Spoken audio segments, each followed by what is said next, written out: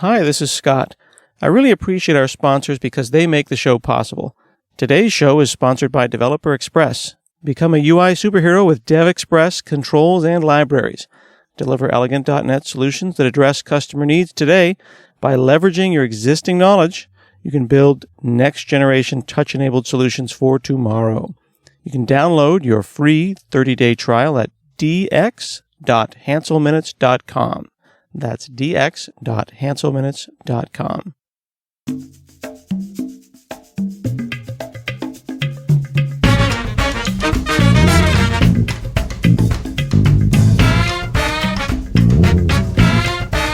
Hi, this is Scott Hansel, and this is another episode of Hansel Minutes, and today I'm talking with Suz Hinton. She's a web and open source hardware developer. How are you? I'm good, thank you. I'm really excited to be here talking with you. Yeah, I reached out to you because I was perusing my Medium, the medium.com, over at Free Code Camp, and I saw a great new post that you put up that says, Lessons from my first year of live coding on Twitch. And that's a pretty epic title for a couple of reasons. First, because it's lessons. I like that. It's live coding. I also like that. It's on Twitch and not YouTube or Google Hangouts. And it's my first year. Like, you could have been like, lessons from my first week. But you did something that is hard and scary, and you did it for a year, and I am totally blown away by that. So I had to talk to you. I really appreciate that. I'm super pumped to just like look back on my year, and I think that's why I wrote it in the first place, because I think I've really grown since. So I'm glad that you sort of saw the appeal. Did you intend to do something for a year, or are you going to live code on Twitch for life, or was this a start and a beginning and an end kind of a thing? I don't know about for life, but I definitely just started with just doing it once. I was like, I wonder how this would go.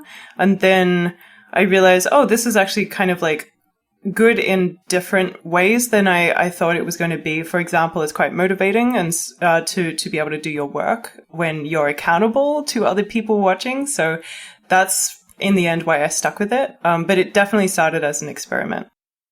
Mm-hmm. Did you think that, like, how did you come upon Twitch? Why not just Google Hangouts or like Twitch? I think of Twitch as where people go and play games. Yeah, definitely. I think that I knew about Twitch back when it was called Justin.tv. And back then it wasn't actually necessarily for like gaming platforms. But now it's very much heavily focused around that. And I think that was kind of where they pivoted a little bit, when they became Twitch. And so I just thought that that was kind of where you live streamed your stuff. But I also noticed that there were other programmers, who were streaming on it. So I thought, okay, well, I'm not the only one that will be on there. So I should probably give this a go and try and find a community here. Mm-hmm. Were there any particular programmers or programs or games that like stuck out at you when you were kind of perusing the people who are live coding on Twitch? Yeah, for sure. I think the first one that I saw was Handmade Hero, and a lot of people will be familiar with that programmer. I don't know whether you've watched any of those episodes before. Mm-hmm. I did. Yeah, so like he kind of starts from scratch, and he makes a game, including, I think, the game engine, from starting with just C, not using any frameworks or libraries. And then his goal was to complete an entire game and then explain absolutely everything he was doing along the way, which seemed like a really lofty goal to me, and like super meticulous too, because you have to just keep that going and keep talking as you're actually programming. And I think that's what first fascinated me about it. The thing that blew me away about Handmade Hero is the idea that something is being begun without an actual like thought about the end. Like, he was like, I'm going to start this. I'm going to do it for a couple of years. We'll release everything to the public domain. And, if you want, he'll go and sell you the game and zip it all up. And, for $15, you can kind of buy it all. But to start a project like that without knowing if you could even succeed, or what if you hit a bump for 2 weeks, that blows me away. Yeah, I definitely have always wanted that confidence to start on something that big and probably be okay with it if it fails too, because there's always that chance, right? So I'm sure he had the confidence in his skills to see it through. But I think when you have such a huge challenge like that, it can possibly fail. And having the guts to start on it anyway definitely is quite inspiring to me. Yeah. And he's doing it basically like an hour at a time, and he's on several hundred episodes now, 400 episodes, I think. Yeah, and he's got like a ton of followers as well. So it's really, really cool because you can go back and just watch them if you've missed some or if you kind of like didn't start watching them when he started. So I think that's really cool too. So did you decide to put that level of effort in it? Were you going to do like an hour a day or an hour a week? What's your schedule like? Yeah, so I do it a lot less frequently. And part of that is like I just travel a lot for my job. And also I thought, well, so I have this friend who this is totally related, I promise. I have this friend who needed to start flossing his teeth. And instead of saying, all right, I'm going to floss all my teeth every single day from now on when I've never been in that habit, instead he's like, all right, I'm going to floss one tooth every single day without fail. And then he kind of gradually built it up to be every single tooth in his mouth. And then that became a habit for him. And that to him was basically saying, let's like lower that barrier to entry. And so I had the same attitude. I thought it's really, really hard to find the same time on the same schedule every single week. It's much harder than people think it is. Even if you've got, a weekend, even if you've got free weeknights that you're always home. And so, that to me was an achievable goal. And I thought maybe I'll stream for 4 hours that Sunday, or maybe I'll only stream for 1 hour that Sunday. But if I start at the exact same time, then I have no excuses. I can't keep putting it off till later in the day and then not do it. So to me, it was just something that would be achievable. And in the end, that's been the most sustainable thing for me. I don't think I've ever increased it to be more, even though I've definitely considered it several times. You said that you travel a lot. Do you like live Twitch, live stream from like the hotel? So that would be really cool. I think that I really like even though my setup isn't super, super high quality, I do like having, just my desk at home. It's kind of where I feel the most productive. And also I have a reliable internet connection. So I've thought about doing hotel streams, but sometimes when you're traveling, it's just another layer on top of like the stress that you have as well. And so it kind of becomes my space to just say, well, I might be a regular streamer, but I also have like a personal life too. So I think it definitely adds a human element if I have to be missing for a weekend sometimes as well. Yeah. Do people complain? Because we do the ASP.NET community stand-up on Tuesdays at live.asp.net, and people get mad if we don't show up. Like if one of us is out of town, it's like, where are you guys? And like it's quite intense. So some of my regular viewers, they'll definitely say they're sad. I've definitely had someone say, oh, like I normally get out of bed like early in the morning to watch Suz's stream on Sunday, but she's not streaming. Exactly. So I'm just going to get up in the afternoon instead. So like some of them will just kind of try and make me feel guilty. They'll be like, oh, well, I'm just not going to get out of bed because there's no point, which is very dramatic, but I think that that's really flattering. And it's their way of saying, hey, we miss you, which is really lovely. I like talking to people who are trying something that's maybe outside their comfort zone. So like a lot we hear about people learning to give presentations. I've talked to people who've been programming 5 years and decided to give a technical talk. And I've talked to people who've been 20 years or more in the industry and they just gave their first technical talk. So we hear a lot about this. You see blog posts about encouraging people to give their first tech talk. But you don't really hear about that. Like we should all be live coding on Twitch or that seems like, I don't know, public speaking times 1,000. Like I am a somewhat professional public speaker and I am intimidated by the idea that you would go and be able to do that. Do you see that those things are related, but one is more intense than the other? Yeah, I think that's a really great observation. So I do a fair amount of public speaking as well because I tend to work in weird spaces in open source like Node.js hardware. I tend to get invited to do a lot of talks. And so I'd been public speaking for a number of years, but when I approached starting with Twitch, I thought it was going to be really similar. I'm like, oh, I'm just giving a talk or it's just like a webinar. But it is a completely different experience. And when I first started, I felt an anxiety like that I hadn't felt for a very long time, not since I first kind of started public speaking for sure. It feels like you have a bunch of people in your room, but it feels a lot more intimate than giving a public talk on a stage, if that makes sense. Because you're inviting people into your weekend and they can see like the live stream video of you at your desk. So it definitely feels much more intimate than a public speaking engagement. Mm-hmm. When I give talks, I always, I've blogged about this. I struggle with imposter syndrome and feeling like a phony. I would only assume that is magnified when you are trying to produce. Like, I can produce what I call edutainment. I can educate and entertain on stage. But if I actually have to write something from scratch and make it work, and that feels very, very intimate. And were you afraid that people were going to like, I don't know, like a mean anonymous people were going to be like, you suck and here's proof. I've got it on video.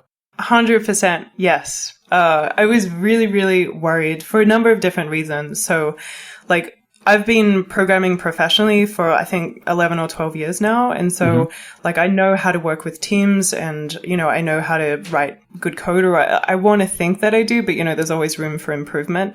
And so the difference is that usually when I'm working with teams or if I'm pushing up stuff to open source, I'm testing stuff out completely with like the luxury that it feels like to me now, the luxury of privacy, where no one's watching over my shoulder and I'm just able to play with code and I'm able to write bad code and then improve it and then refactor it. Right. Even, push it up and then force push over the top of it if you, found something embarrassing. And I don't really have that when I'm live coding on Twitch. I honestly feel that there's definitely this safety net that's not there that I feel when I'm able to kind of just do that by myself. Mm-hmm. And so that's probably what scared me the most. I thought that if I started coding, that this kind of carefully crafted reputation, for me professionally, where people really enjoy working with me, they think that, that I'm a good programmer. I thought that people were going to find out this disgraceful secret that I actually am not very good, because they judge me kind of on the quick code that I'm writing on the live stream, right? And they're like, oh, well, this is her in a comfortable situation, but that's really not the case at all, So you kind of have to embrace that you're going to be scared and embrace that maybe people will be mean, but most people, in my experience, have been super supportive. Mm-hmm. I could see if I'm going to put a little bit of a fine point on this and tell me if I'm going in the wrong direction. But if I, as a middle-aged man, were to say, well, you just have to embrace that people are going to be mean sometimes, and I told that to maybe someone who is younger than you and I, and maybe just getting started. You, of course, are not just getting started, but someone who's getting started. And I said, you should go out there. Someone being mean could knock them right off their perch and it could ruin them. You know what I mean? We hear about people getting very cruel treatment because of a GitHub pull request. I can only imagine that coding for an hour and doing a lousy job of it would definitely fuel the trolls. Don't you think that as a woman in tech, you're going to come up against those kind of mean people? And do you just push through it? Or are you not cultivating any kind of mean people like that?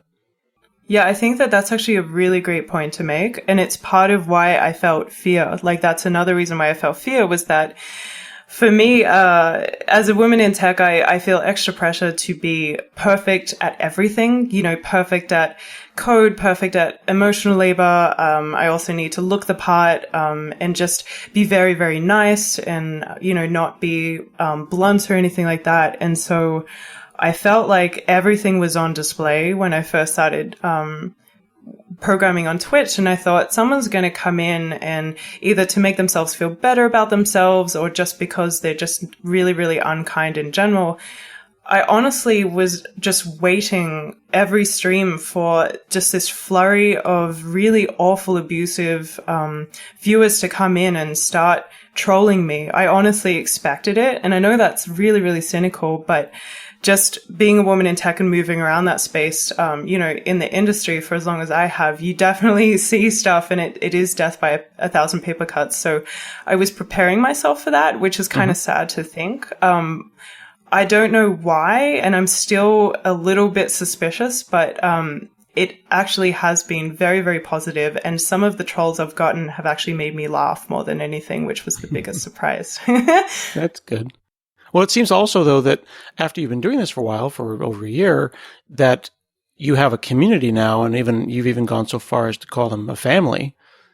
I would assume that they would back you up, as any good family would, if there were trouble.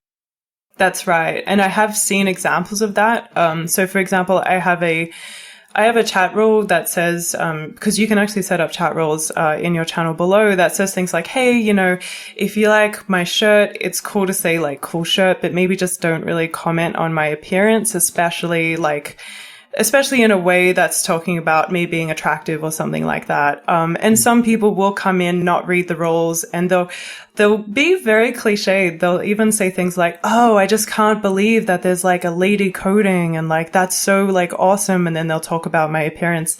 And a lot of my family, as I call them, like if you read my article, they'll come in and say, hey, like, just cool it. Like, women in tech are a thing. And I'm sorry if you haven't seen that before, but, Suz is just another developer like us. And so they're really good about doing that. And I've had some really funny trolls actually where they don't even care about that. They'll just come in, they'll see that I'm maintaining like a JavaScript library that I wrote a little while ago before ES 2015 came out. And they'll just be like, oh, you're coding in ES5. Like, why are you doing that? And like, oh, like you can't write JavaScript. You're bad at it. And it's so bizarre to see that I'm like, yeah, if that's going to bother you on the stream, then I'm not sure this is the stream for you, because we're still having a lot of fun, even if we're not using the latest features. So I actually get more of that than trolls about my gender or anything. And again, that's blown me away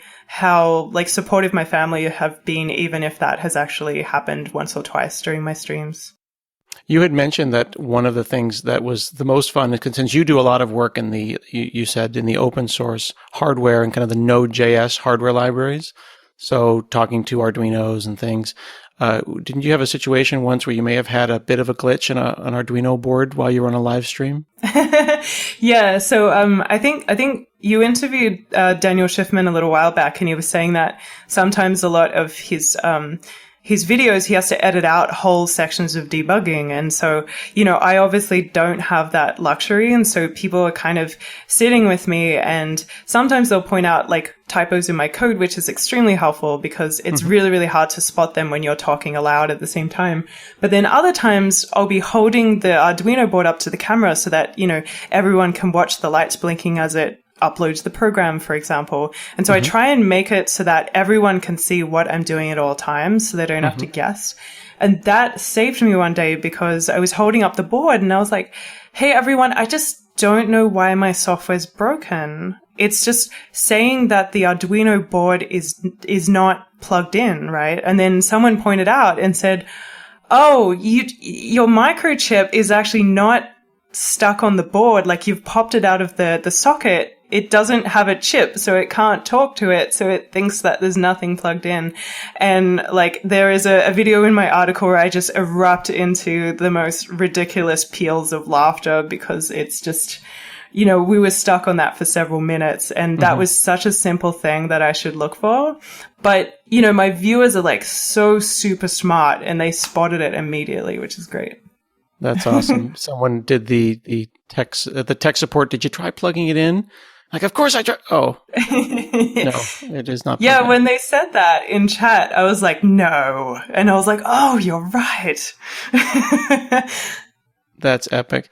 I'm looking at your GitHub, which is quite extensive and it's got a lot of great information for people who are learning about Arduino, learning about Node.js. And you have a thing called AVRGirl-Arduino. What is that project? Yeah, so that's actually a project that I work on very heavily on my Twitch stream. It is one of the most popular libraries that I've put out there. So AVR Girl, the name itself, is like a gender bend on the software product that's already out there called AVR Dude. So AVR, yeah, so AVR Dude, it's a backronym, so it stands for AVR Uploader Downloader, but it kind of uses like letters in the middle of the words and all that kind of thing. I see. D for downloader, U for uploader, dude, okay, I got it. That makes sense.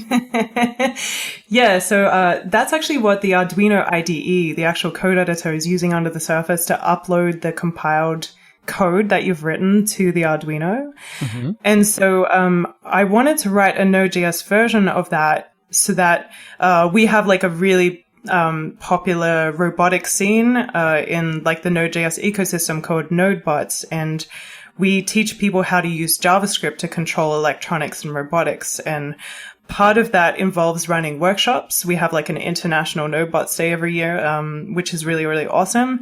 And we found that people had to download the Arduino IDE, but after they kind of uploaded this one script that we gave them, they pretty much wrote JavaScript for the rest of the day. And so it was a really odd experience. And I wanted to write a whole bunch of JavaScript toolchains so that people running the workshop could also write their setup scripts in JavaScript too. And so it kind of all kept it all in the same ecosystem, and it allowed people to kind of write extensions very easily.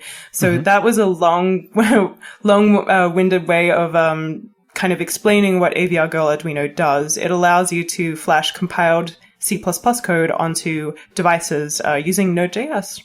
Ah, okay. So let me see if I can provide historical context and paraphrase that correctly then. So AVR Dude, the AVR is the Atmel microcontrollers, right? The Atmel AVR, that's the chip that powers the Arduino? Yeah, correct. I did miss that bit out, so thank you. Yes. Okay. And then AVR Dude is like 15 years old, like 14-year-old software that really hasn't even been thought about in the last 7 years or so. And it was very low level. And since Node is so much higher level, now AVR Girl gives you that kind of modern 2017 way of flashing this microcontroller, which just makes life better for everybody.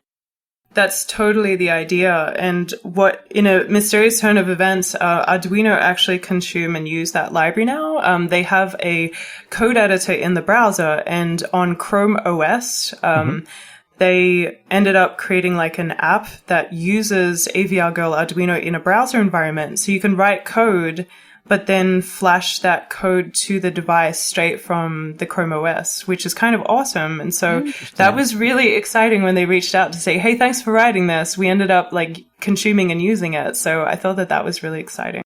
That's cool. And it looks like it's an MIT license, so it's very friendly to things like that.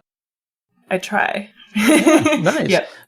So let me understand then. I have opened up the Arduino IDE and I know how to use that. When I'm writing Node.js code, does this mean I don't need the Arduino IDE at all? I just use AVR Girl instead?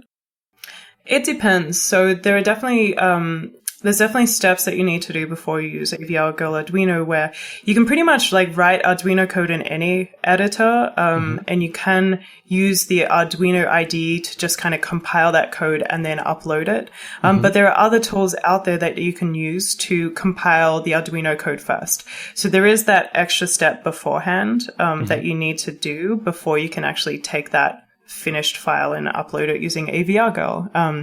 I do have an experimental library called AVR Pizza, which is a long story. And it actually doesn't require any like compilation toolchains to exist on your computer. What you can do is you can just send it. It's just a Node.js wrapper. So you give the path to the file that you want to compile, and it will kind of tarball that up, send it up to a cloud hosted compiler machine, and it will compile it and send it back down to you via an API request. So I called it AVR Pizza because it delivers, you ask for you supply a tarball and you get pizza, which is your compiled code. That was the idea.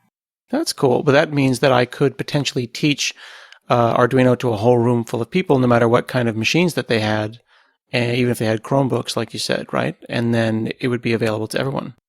That's exactly right. I think a lot of the time that we lose running these workshops is just the really nuanced differences between everyone's computers, even if they're even running a very similar operating system. And so this poor person would just get lost. They would be blaming themselves. When they finally asked for help, they were like 10 steps behind. And then we would feel that that was a bad experience for them and that we could do better than that. And so a lot of these tools have come about, and some of them are still experimental, like AVR Pizza, where I just want robotics to be the nicest, most fun experience out of the gate, so that that intimidation factor that people kind of feel about hardware just completely flies out the window within like 10 seconds of the workshop. Okay. Yeah, that's the kind of stuff where I work on .NET, where I want like telling people like, hey, everyone, let's start our workshop. But first we have to download a 2 gig like IDE and ISO file. And you don't want your workshop to be all about setup. Right. And even if you set them that as homework, you know that like 50% or more of them are not going to get that email, or they're going to forget, and then they're going to turn up and you've got really bad Wi-Fi at the venue, and then everyone's trying to suck down 2 gigs and passing around a thumb drive with the software on it. So yeah, I totally get it. So speaking of hardware and setup, if someone who is listening is finally, after listening to us for 25 minutes, decided that they're going to start streaming online, what do they need? Do they need to buy something, or could they stream to Twitch like right away? That's a really great question. So all of the tools that are used, and including Twitch, the servers itself, I've never actually paid for. So it is really, really quick to get up and running, and it's free as well. And so Twitch, the platform, you sign up for a free account and you get what's called a streaming key. And that streaming key allows you to once you've installed some streaming software, so for example, I use OBS, which is Open Broadcaster software, and that's free and open source, obviously from the name open. And so if you just drop your Twitch stream key in there, and you set up a scene with your webcam and maybe like a desktop capture, like that is actually the bare bones setup to get you going to start streaming out of the box. Do you need a fast machine? Like, because you are basically encoding the screen and sending it out the wire at X frames a second. Yeah, totally. So I know that some people's laptops that are, 4 or 5 years old can struggle a little bit. I did start streaming initially on a 2012 MacBook Pro, and that was a year ago. And so I did have to put a slight delay on my microphone because it couldn't keep up with compositing all of the video. So I eventually upgraded to a better laptop, but that actually served me really well for, I think, at least 6 months. It was only when I added a second webcam and I was using that to kind of show the hardware project that I was working on my desk. That's when we just had a lot of dropped frames and things like that.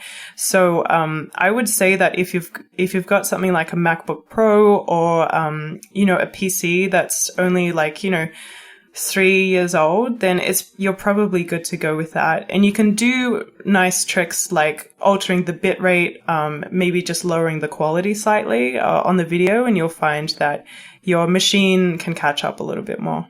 Okay. So you don't just assume that everyone's running 1080p and small fonts. I assume that small fonts get kind of JPEG'd or artifacted, and you'd have to think a little bit about your presentation. Yeah, definitely. So just when I give presentations, normal presentations on stage, I guess, I usually blow up my font really large. And so a lot of those rules still apply. Like imagine you're presenting this to people that might be watching on their iPad, or they could be watching on a small computer, or you could just be going through a bit of a JPEG-y, artifacty kind of looking stream if your internet's not great. So yeah, definitely compensate for that. But I've had pretty good mileage. It's usually the audio delays that sometimes happen to me. A couple times I've tried live streaming and I've accidentally pasted my password in, or someone has seen a connection string. How do you prevent that kind of stuff? Yeah. So a lot of people are really scared to start streaming. And I've in the last few days since writing the article, people have been like, I'm just so scared I'm going to accidentally open a dot file or something. And that's definitely something that I'm very, very careful with. I have a special scene that I set up, and scenes in OBS are like a thing where you can switch between different layouts. So I have a whole layout where it just shows my webcam in the corner, but I have this funny GIF, and I forget the artist's name, but it's really cool. And there's just a cartoon picture of a woman walking down the stairs, and it just says in the corner, doing secret stuff, give me a sec. And so if let's say I'm working with an API and my token expires, or I need to read some debug output, some people have a second monitor that they can kind of drag the window over to.